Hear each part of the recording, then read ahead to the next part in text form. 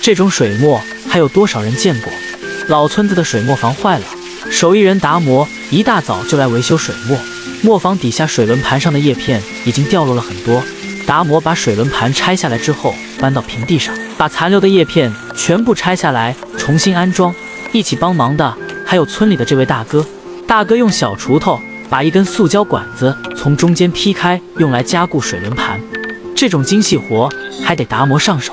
处理好的管子用钉子固定在转轴上，保证转轴还能再用上700-800年，绝对没问题。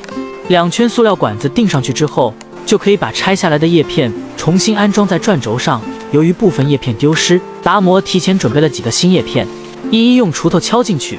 虽然转轴上面有很多凹槽，但是也没必要装这么多叶片吧？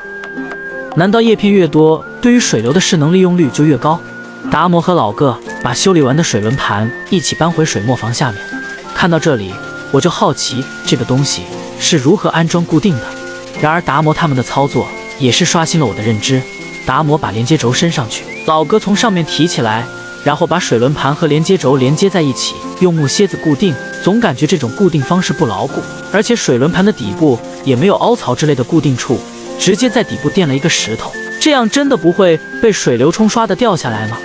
这么精彩的剧情，用新换的手机看起来太爽了。大家买了新的，旧的都是怎么处理的？我那台 iPhone 13在转转上门回收了2400多，他们家价格公道，打钱又快又干脆。现在转转不只收手机，就连相机和无人机这种摄影器材，还有 LV 包和腕表之类的奢侈品都能回收。趁着旧的还值钱，二手回收，我推荐转转。维修完成的水磨底部就是如此模样。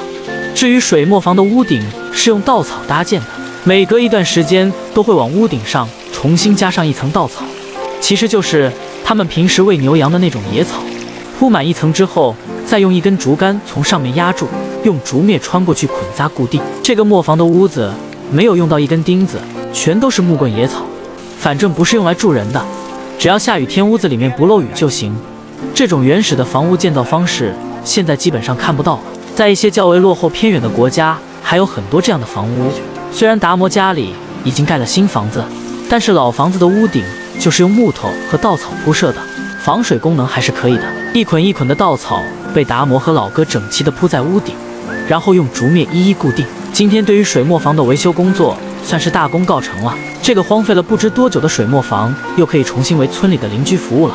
哥俩学完雷锋之后各回个家，早上阿贝他们都去学校上课了，午饭就剩下达摩和萨拉，一些全麦烧饼蘸着不知道用什么东西做的蘸酱。中午孩子不在家，夫妻俩将就着能吃饱就行。